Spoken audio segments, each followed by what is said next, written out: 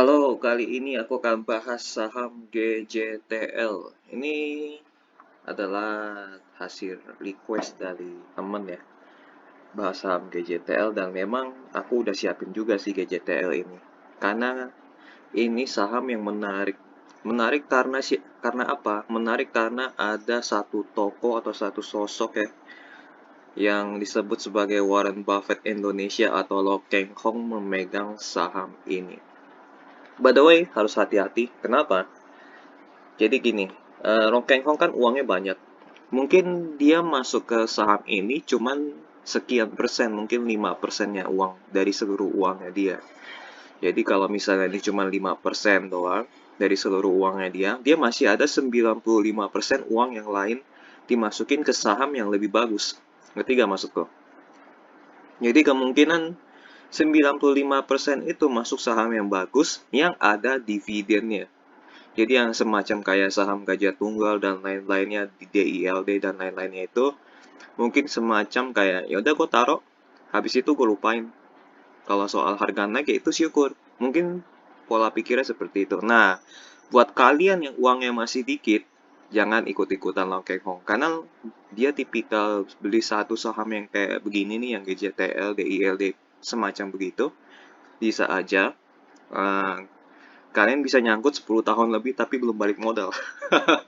Apalagi kalian masuknya all in, itu parah sekali itu. Jadi jangan samakan kemampuan kalian dengan Long Keng Hong. Jangan ikut-ikutan lah karena memang beda, beda, beda tujuan. Kalau untuk Gajah Tunggal aku rasa Long Keng Hong ini beli untuk ya dilupakan gitu aja. Jadi untuk petik cuannya itu mungkin nggak tahu kapan, bisa ya 10 tahun kemudian atau 20 tahun kemudian, nggak tahu ya. Ya gitulah. Pokoknya jangan ikut-ikutan lah. Oke, langsung masuk ke analisa sahamnya. PT Gajah Tunggal ini apa ya, jualan ban ya. Udah kalian lihat sendiri ada GT Radial, IRC dan lain-lainnya. Di websitenya kalian bisa datang ke gttires.com ya. Ini nih, gttires.com. Nanti kalian bisa lihat laporan keuangan, laporan tahunan di hubungan investor. Ini laporan tahunan juga ada. Kalian lihat-lihat sendiri ya di websitenya ini. Kita langsung ke bagian profil singkatnya aja. IPO itu tahun 90. Udah lama banget ini. Jadi mereka jualan ban, produksi sekaligus jualan ban. Kita lihat jajaran komisaris dan kalau sudah dimasukin oleh Lo Keng Hong, berarti jajaran direksi dan komisarisnya udah bener. Karena si Lo Keng Hong ini memegang prinsip membeli perusahaan yang manajemennya baik. Tapi belum tentu juga. Tapi minimal sudah disortir oleh Lo Keng Hong lah. Bahwa manajemennya itu nggak ada yang aneh-aneh. Jadi kalau kalian mau periksa lagi boleh sih. Tinggal ketik nama mereka, cari di Google apakah ada rekam jejak yang baik atau yang buruk. Atau mungkin kalian ada yang kenal dengan nama-nama beliau kan. Dari saudara atau dari teman atau dari siapa. Nah ini dia pengendalinya Denham PTA Ltd. Ini juga ada misalin SCMA, jadi dikendalikan oleh dua pihak ini. Nah ini dia Dr. Andes Lo Keng Hong 5%, masyarakat 35%. Nah ini lumayan lah ya, nggak terlalu besar, masih oke. Ini anak-anak usahanya, oke sih, kepemilikan masyarakat nggak terlalu besar, 30% maksimal lah ya, sekitar 30%-an, itu oke banget.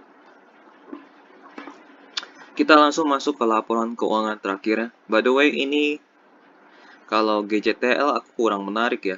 Karena kalau GJTL itu tipikal mungkin yang jangka panjang banget. Tapi kalau aku tipikal yang ingin menarik keuntungan itu di kisaran 6 bulan sampai 1 tahun.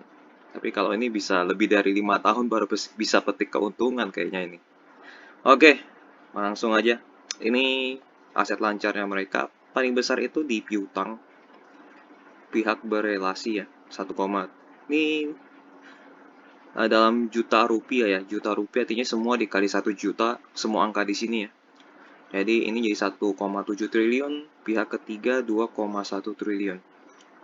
Persediaan 3,3 triliun. Jadi berupa piutang dan persediaan. Uang cashnya hanya 600 miliar.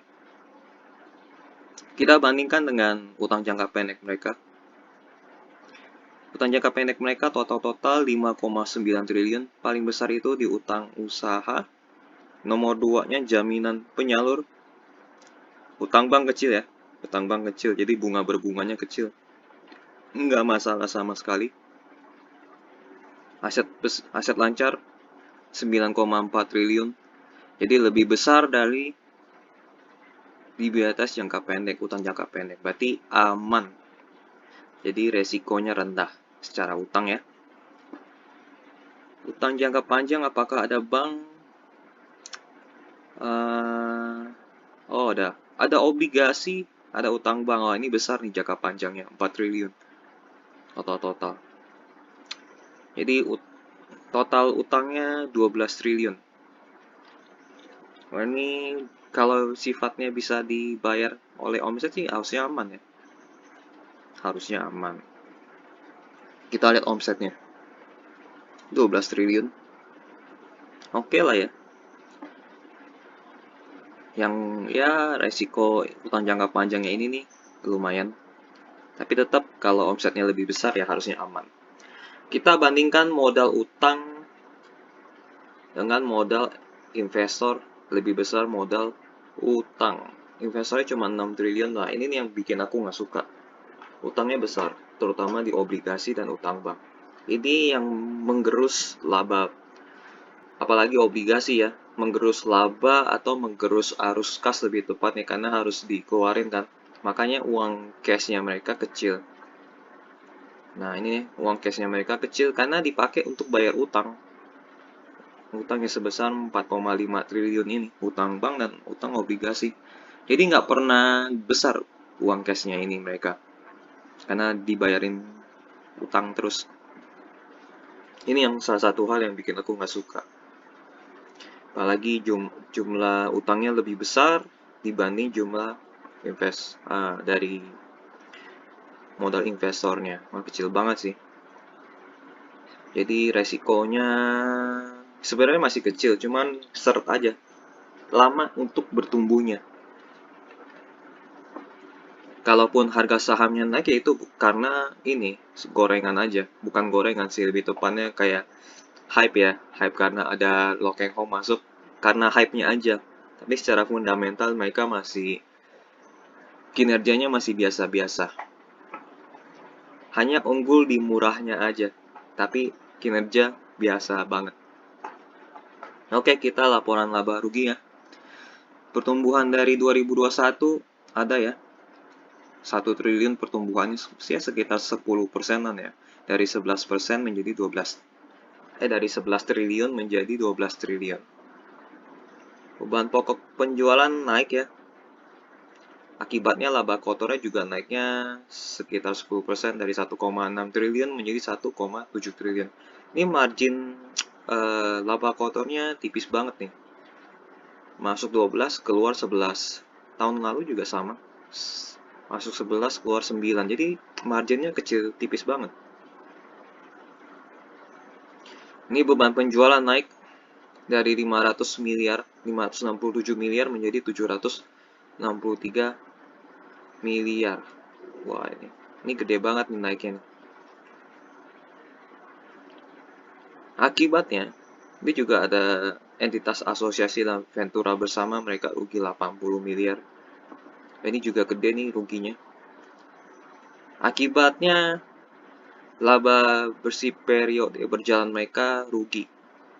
Karena rugi di sini, beban penjualan dan asosiasi nih, Ventura bersama mereka rugi.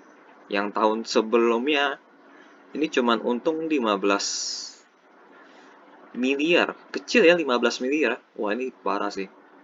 Akhirnya kena ini lagi jadi minus. Mereka rugi 175 miliar. Ini kita lihat ya, nomor 32 ini mereka rugi di banyaknya itu rugi di mana ya? Nomor 32. 32 di atas ya. Nah, ini dia. Ah, ini ketahuan. Transportasi. Karena tahun kemarin ya, biaya dari kapal ya, kapal logistik naik 400% biayanya. Jadi mau nggak mau transportasi ini mereka naik hampir 2 kali lipat. Oke, harusnya sih ya tahun ini sudah mulai turun harga biaya kapalnya, kapal logistik ya. Harusnya biaya transportasi bisa jadi berkurang. Nah, ini biaya transportasi harusnya berkurang ya. Ini harusnya beban penjualan bisa berkurang di tahun ini, semoga ya. Jadi ini bisa untung tipis.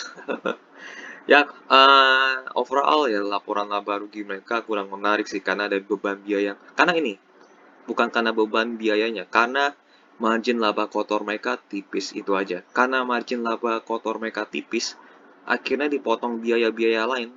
Mereka jadi untungnya tipis atau enggak rugi. Antara dua pilihan ini, antara untung tipis atau enggak rugi.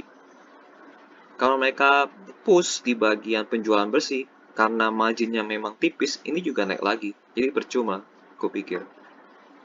Nah, mereka harus pikir bagaimana caranya margin mereka ini lebih tebal. Oke, kita masuk ke arus kas. Arus kas mereka tahun 2021 minus 700 miliar, ya kan? Pada pemasukan karyawan ini tipis banget ini tuh. Kalian lihat aja sendiri. Ini yang masuk segini, yang keluar, yang masuk 13, keluar 12, itu tipis banget. Jadi uang cash positif 363 miliar. Wah, ini tipis banget ini benar-benar.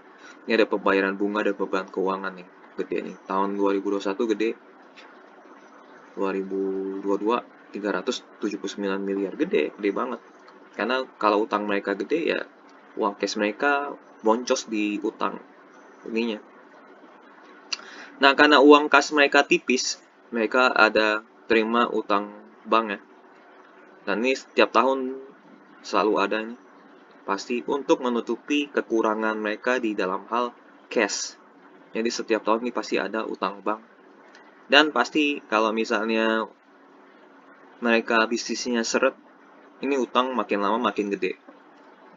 Jadi hati-hati aja. Tahun lalu pun ada penerimaan utang obligasi ya. Penerimaan utang jangka panjang di tahun lalu, di tahun ini 56 miliar. Jadi mereka bertarung dengan utang dan uang cashnya mereka. Jadi ya itulah. Overall, laporan keuangan mereka secara utang jangka pendeknya aman. Tapi untuk jangka panjang, utang yang besar itu bisa lama-lama menjadi utang jangka pendek. Ngerti kan? Jadi kan waktu yang panjang bisa makin lama makin dekat itunya, apa sih, batas waktunya kan. Jadi akhirnya utang jangka panjang yang sebesar 4,5 triliun itu bisa menjadi jangka pendek. Dan apakah BK bisa membayar atau enggak? Bisa sih, tapi mereka harus utang lagi. Masalah di situ. Jadi resiko untuk jangka pendeknya kecil, namun untuk resiko jangka panjangnya masuk kelas menengah ya. Jadi hati-hati aja, dan laporan laba rugi juga tidak menarik karena margin mereka tipis. Problemnya cuma margin tipis, bukan karena biaya yang naik ya. Karena margin mereka tipis. Kenapa aku nggak suka? Karena mereka marginnya tipis. Kayaknya cuma untung 15 miliar. Omset 11 triliun, omset 15 miliar. Ini kecil banget. Apalagi biaya-biaya lainnya gede. Harga kapal naik sedikit, ini langsung rugi. Ini benar-benar kurang menarik ya. Arus kas pun mereka sempat boncos di tahun 2021, minus 700 miliar. Jadi overall kurang menarik bagi aku pribadi ya. Gitu. Oke, kinerja tahunan mereka. Kalau kinerja tahunan mereka sih mereka positif ya. Kita lihat ekuitasnya selalu naik. Nah, ini selalu naik karena apa nih? Karena mereka memang menghasilkan laba bersih. Tapi laba bersih mereka itu naik turun. Kalian sendiri lah ya. Kadang 200-300 turun lagi. Terus rugi lagi. Ini sama. Naik turun. karena margin mereka tipis. Kalau misalnya ada gejolak di bagian, misalnya harga kapal naik, nah nanti bisa lama-lama labanya turun. Terus kalau misalnya ada harga batu bara naik, mereka bukan batu bara, bahan bakar naik untuk produksi bannya misalnya, laba mereka menipis kayak gitu-gitulah. Omset naik turun juga, naik turun juga. Ini bahkan sempat turun. Ini turun karena COVID sih, harusnya nggak masalah ya. Ya naik turun juga lah ya. Ini kuartal 3 ya, 2022 kuartal 3. Jadi belum satu tahun mungkin jadi 15 kali ya. Oke, ini naik terus tapi seret. Ini seret banget. Arus kas selalu positif sih. Yang tahun kemarin minus jadi plus karena di kuartal 4-nya mungkin plus ya kali ya. Jadi overall mereka perusahaan yang aman ya kalau secara arus kas, tapi mereka punya potensi, ada potensi utang besar jadi berbahaya karena utangnya cukup banyak ya. Ada utang obligasi dan utang bank jangka panjang, itu yang kalau mereka nggak beresin ya ini jadi berbahaya gitu. Oke, ini overall mereka kelihatan aman, tapi sebenarnya nggak kemana-mana, bertumbuhnya dikit banget, pelan, karena margin ininya mereka tipis, margin laba kotor mereka tipis. Oke, ada lagi secara utang, jadi ekuitasnya ini pun masih kecil dibandingkan dengan modal ya. Modal ekuitas mereka kalah sama modal utangnya mereka, ini besar banget. Jadi hati-hati aku pikir. Makanya aku bilang ada potensi utang besar jadi berbahaya. Oke, di harga 555 PI rasio mereka minus 8. Minus 8 itu bukan maksudnya murah loh ya. Mereka mengalami kerugian. Bisa untung nggak di kuartal 4? Kemungkinan bisa untung kalau biaya transportasinya berkurang, omsetnya naik dibanding kuartal 3, ini bisa jadi plus. Kan nggak ada yang tahu ya. Mungkin ini bisa jadi plus juga. Mungkin plusnya jadi 1 atau berapa gitu. Kalau ini jadi plus 1, ini bisa jadi murah. Tapi ini minus karena ininya minus saja. PVBR 0,28 kali, ini murah ya. Di bawah 1 kali itu murah. Dividen tidak ada, karena mereka jarang-jarang bagi dividen. Ini udah aku tulis ya, kenaikan biaya transportasi, selisih kurs, dan rugi anak usaha. Ini dua ini sih yang bikin ruginya lumayan banyak, transportasi dan rugi anak usaha. Ya kalau transportasinya bisa berkurang ya mungkin untung jadi belasan atau puluhan miliar lah ya. Kalau ini bisa jadi plus ya ini jadinya murah. Secara valuasi kesimpulannya ya murah sebenarnya. Cuma menang di situ doang, murah. Secara kinerja masih biasa-biasa. Ini problemnya di sini mereka. Margin laba kotornya tipis banget. Problem mereka itu doang. Kalau ini bisa ditebalin, mungkin akan beda cerita. Itu doang sih PR-nya mereka. Oke, masuk ke presentasi mereka ya, atau public expose bahasa Indonesianya, paparan publik. Ini Juli ya, 28 Juli 2022 tahun kemarin. Tinjauan kekuatan perusahaan. Ya ini kekuatan ya. Ya brand mereka terkenal sih, itu aja. GT Radial dan IRC brand mereka terkenal. Harusnya itulah kekuatan mereka, brand. Memperluas jaringan OEM. OEM itu apa sih? Dia semacam kayak untuk mobil baru. Jadi bukan kalau mau ganti ban rusak, itu bukan di situ. Maksudnya setiap ada mobil baru, mereka produksi untuk mobil baru.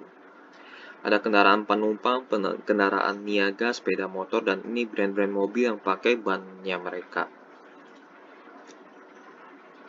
Bisnis model, ini ya, ada ban sepeda motor, ban bias, truk. Yang paling besar ini mobil penumpang, 38%. Nomor 2-nya ban bias sama ban sepeda motor. Arianan pendapatan yang kuat dari diversifikasi produk dan bauran pasar. Ini ya, domestiknya besar ya. Ini kita lihat nih, ini domestik ekspornya juga ada. Ekspornya mengecil, mungkin karena domestik yang meningkat ya. Nggak tahu sih mereka presentasinya bagaimana. Antara memang ekspor menurun atau domestiknya yang membesar. Tetap fokus di pasar ban pengganti. Nah, ini yang ban pengganti lebih bagus. Replacement itu mereka sebesar 90% ya, turun menjadi 88%. Jadi ban pengganti ya, kalau misalnya kita naik motor bannya rusak, ya itu mereka sediakan. Kalau mereka main di OEM, itu mereka rugi. Mereka harus main di pasar ban pengganti, biar mereka untung. Ada apa namanya, pendapatan berulang. Oke, ini laporan ini keuangan kita lewatin aja. Rincian biaya produksi ban paling besar itu di bahan baku ya. Ini bahan baku 70%. Lalu bahan bakunya ini ada karet alam, karet sintetis, kain ban. Ini hampir merata ya sebenarnya, carbon black. Hampir merata, biaya energinya gas alam dan listrik 50-50. Distribusi penjualan ban. Pasar ban bias. Ini ekspor, replacement, OEM. OEM mereka kecil sebenarnya. Kecuali motor ya. Motor mereka OEM-nya cukup tinggi. Sisanya replacement. Replacement mereka paling besar. Yang hijau ekspor ya. Yang hijau ekspor. Ekspor itu mobil penumpang. Ini besar nih. Yang besar itu di mobil penumpang ekspor. Truk juga besar. Jaringan distribusi yang luas dan hubungan strategis. Ya otomatis mereka harusnya bisa membangun inilah ya.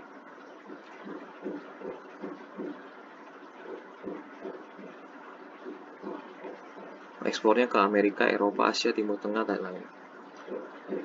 Credit matrix, total utang dan leverage. Ada utang mereka besar sih. Komposisi utang jangka panjang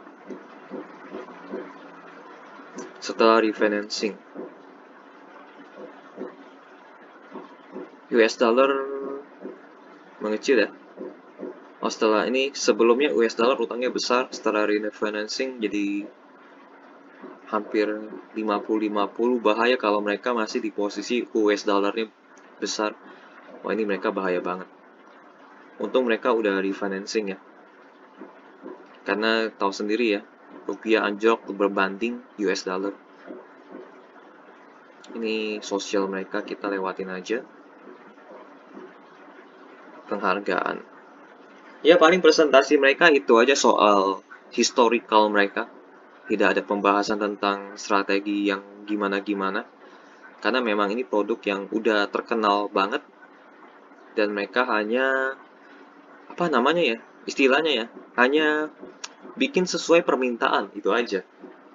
Jadi tidak ada yang seperti membuka pasar baru, mungkin pasarnya sudah mentok, akhirnya tidak ada sebutan strategi, membuka pasar baru dan lain-lainnya. Atau mungkin mereka harus, ya nggak ada deh, udah mentok sepertinya. Kita langsung ke tanya jawab. Pada presentasi tadi terdapat debt to EBITDA covenant 4,25. Apakah ada komunikasi dengan bank? Oke. Nah, ini nih, ada yang takut nih. Terkait kenaikan harga raw material, apakah akan dibebankan konsumen? Harga bahan baku selalu naik secara bertahap. Berharap sudah pada level yang paling tinggi dan sudah jenuh trade dari beberapa harga bahan baku sudah mulai turun dan ada beberapa bahan baku saja yang naik. Perseroan sudah melakukan selling price adjustment dengan memperhatikan kompetisi dan melihat pasar sehingga diharapkan untuk kuartal 3 akan lebih baik terlihat penjualan stabil. Sudah ya, sudah dinaikin harganya. Bisa. Capex untuk 1 tahun yang sudah digunakan berapa? Sudah kurang lebih dari 40 ya di anggarannya. Sudah kepake 30. Digunakan untuk ekspansi, sisanya untuk maintenance. Ekspansi 15, sisanya maintenance.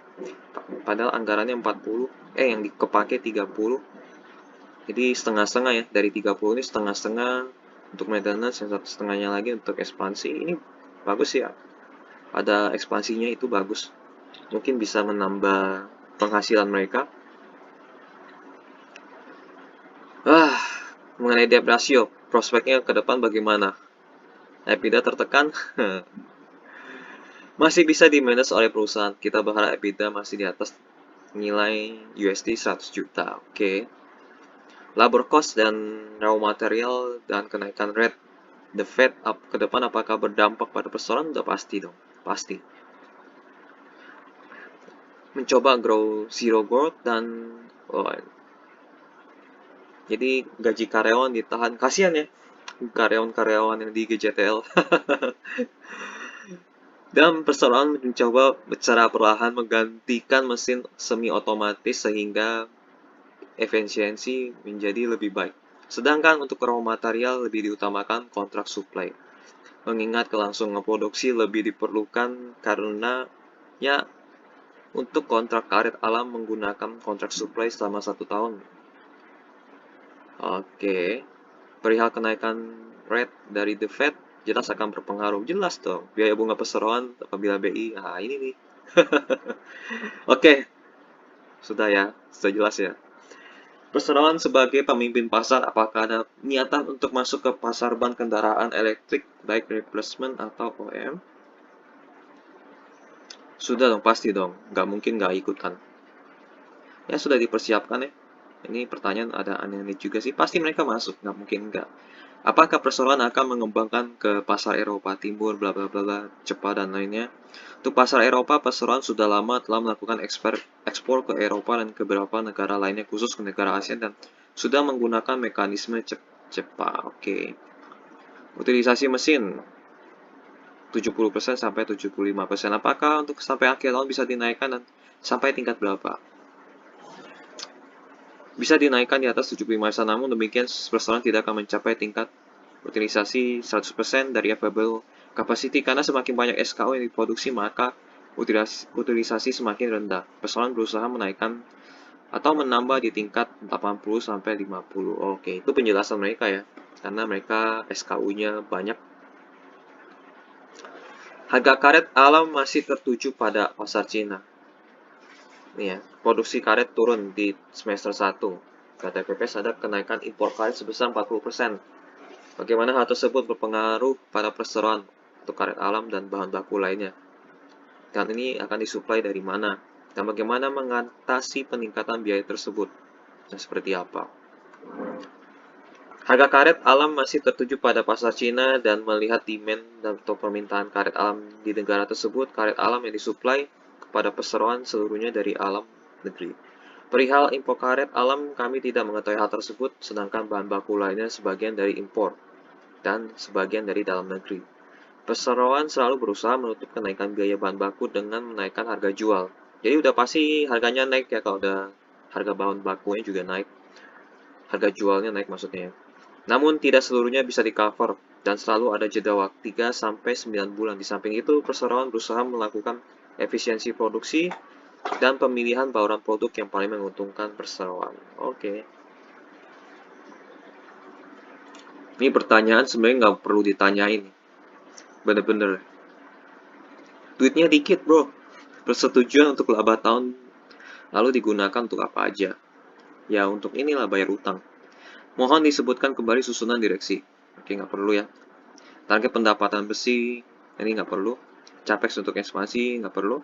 Apakah kan udah 40 itu ya, 40 apa tadi juta US ya.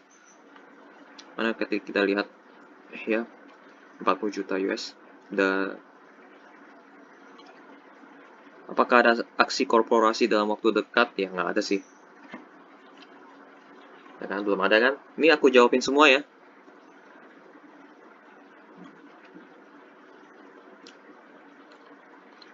Ini orangnya siapa sih ini? Pertanyaannya lucu banget. Oke, dari Investor Daily. Oke, ya jangan di inilah ya. Terkait pembatasan impor dan ban tertentu dari pemerintah, apakah memiliki dampak pada perseroan?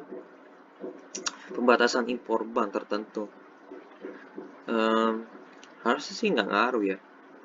Coba kita lihat, ya nggak ngaruh, tidak ada masalah. Kadang-kadang lucu-lucu ya sih. Ini dari Warta Satu. Selama pandemi dengan adanya PPKM, apakah mempunyai pengaruh pada kinerja perseroan? Harusnya sih nggak ada. Ya ini kita lewatin aja. Oke, itu aja sih paling. Oke lah ya ini yang ikut 25. Jadi keunggulan dari saham GJTL ini cuma murah aja. Yang kalian harus hati-hati utangnya, ini banyak yang bahas utang sih ya. Untuk ekspansi, ya pertumbuhan mereka sebenarnya kayaknya udah mulai macet ya. Karena yang produksi ban pasti bukan hanya Gajah Tunggal aja, pasti ada perusahaan-perusahaan lainnya. Dan kita lihat dari presentasi mereka pun, mereka nggak ada melakukan ekspansi yang bagaimana banget, dan mereka ada ini nih, ada potensi utang besar jadi berbahaya. Utang jangka panjang lebih tepatnya ya. So, hati-hati aja. Dari tanya jawab pun informasi yang kita dapat yang berbahaya itu utang, dan mereka kesulitan uang cash ya. Karena mereka kesulitan uang cash, akhirnya mereka pinjam utang. Oke, ini historical harganya dari saham GJTL dari tahun 2003. Nggak kemana-mana, dari 2003 udah memang harganya 500-an. Sempat mereka ke harga 3.000 ya di tahun 2011. Apa yang terjadi di tahun 2011? Nah, ini 2011. Sebenarnya kinerja mereka ya gitu-gitu aja sih ya. Oh, mungkin omsetnya bertambah kali ya. Omsetnya naik. Jika omsetnya naik di 2012 lebih tepatnya ya. Berhasil cetak laba bersih 1 triliun. Ekuitasnya juga naik ya, kelihatan. Biji depannya berubah. Harus kas positif ya. Paling positifnya cuma sampai batas ini doang. Sisanya drop. Jadi 2012 sampai 2012 lah ya. Sampai 2012 aja sih. Naiknya tinggi. Setelah itu mereka drop ketika kinerja aslinya muncul lagi. Ya paling gitu aja sih. Historical saham. Mereka nggak akan kemana-mana. Paling bergerak hanya kisar 500-an aja ya. Dividen mereka kadang-kadang bagi, kadang-kadang enggak. Rata-rata itu 0, sekian persen sampai 1%. Kadang bagi, kadang enggak. Tergantung mereka lagi cuan banyak atau enggak. Lebih baik sih jangan bagi, bayar utang aja. Jadi bagi kalian berharap dividen, jangan berharap ya. Karena mereka harus bayar utang. Oke, ini berita-berita tentang Gajah Tunggal ya, GJTL. Namanya muncul lagi, pamerkan beberapa produk ban, bukukan penjualan bersih, kenaikan penjualan, ini 5 bulan yang lalu. Ya penjualan mereka memang naik, tapi masalahnya beban mereka juga naik. Ya kalian cari sendiri di kontan.co.id, ketik aja GJTL atau Gajah Tunggal. Nanti muncul berita-berita tentang GJTL atau Gajah Tunggal. Kesimpulan,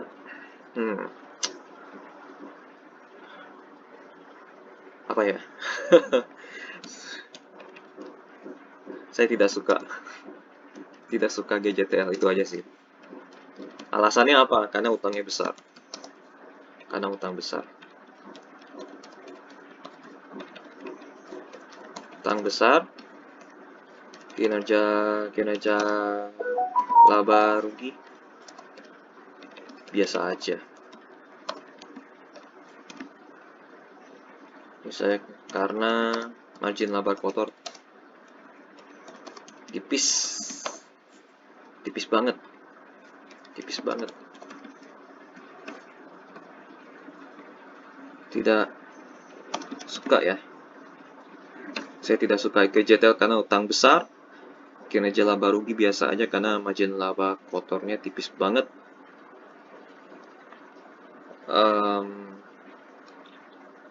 Apakah prospeknya, masalah prospek sepertinya tidak menjanjikan ya, tidak menjanjikan. Karena tidak ada presentasi soal prospek ke depan, apakah masih bisa bertumbuh atau tidak, berarti artinya tidak menjanjikan. Tapi yang positif hanya murah aja, hanya murah saja. Kalau misalnya prospek bisnisnya nggak menjanjikan, utangnya besar, laba ruginya biasa aja, ya memang sepantasnya murah. Ya, memang sepantasnya murah. Gitu sih. Ya memang sepantasnya murah. Karena memang utang besar, laba rugi biasa aja, prospek tidak menjanjikan, ya mereka pantas murah gitu. Ya murah memang pantas murah gitu. Apakah like investasi? Kalau saya tidak. Saya akan berseberangan dengan Lo Keng Hong. Saya GJTL tidak like investasi. Untuk saat ini, kalau misalnya mereka sudah ada perubahan, apakah mereka diversifikasi bisnis atau bagaimana, kita nggak tahu ya. Itu baru bisa. Misalnya mereka ada PR, aku kan bilang PR mereka cuma satu. Ini, margin laba kotor mereka harus mereka tingkatin. Apakah lewat diversifikasi usaha atau apa lagi. Yang penting margin laba kotor mereka harus naik. Kalau PR itu nggak beres, ya kalau aku pribadi sih nggak mau ya. Dividen dividen jarang bagi karena kesulitan. Dividen jarang bagi ya karena kesulitan kas uang cash untuk bayar bunga, untuk bayar utang, Oke, GJTL tidak lain investasi kalau menurut aku pribadi. Untuk jangka pendek maupun jangka panjang. Jadi jangka pendek enggak, jangka panjang juga enggak lah ya.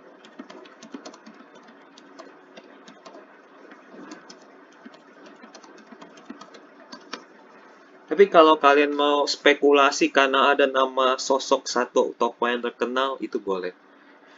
Kalau untuk judi boleh. Bukan judi kali ya. Spekulasi boleh.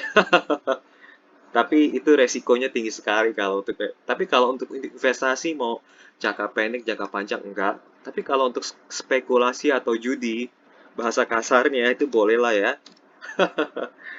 Tapi tetap kalau untuk investasi enggak banget gitu. Paling gitu aja sih ya. Kalau aku sih berseberangan sama Lo Keng Hong, jadi enggak lah ya untuk GJTL. Oke, kalau misalnya ini sih untuk GJTL ini sih ya, udah cukup lah penjelasannya. Di awal video juga aku jelasin kalau Lo Keng Hong untuk masuk GJTL itu mungkin karena coba-coba atau gimana. Karena memang mereka Lo Keng Hong untuk GJTL dia nggak ngambil keuntungan yang gimana banget, dan aku yakin dia bisa tahan dalam waktu yang cukup lama, dan mungkin dia masuk ke GJTL pun uangnya dikit dari secara persentase ya. Jadi dia rugi di GJTL pun, nyangkut di GJTL sampai berapa tahun pun dia bodo amat karena sebagian besar uangnya di tempat lain yang lebih bagus begitu. Oke, itu aja sih paling tentang analisa saham GJTL ya, versi Rudy. Bisa salah, bisa benar. Jadi jangan terlalu ngikut banget. Oke, kalau ada informasi yang kurang atau informasi yang salah, kalian boleh tambahkan atau koreksi di kolom komentar ya. Kalau misalnya ada mau request sama apapun juga boleh tulis di kolom komentar. Tapi itu aku akan pilih mana yang memang urgensi harus dibantu atau dijelaskan. Gitu aja sih paling. Sampai jumpa di video berikutnya ya. Bye-bye. Semoga video ini bermanfaat.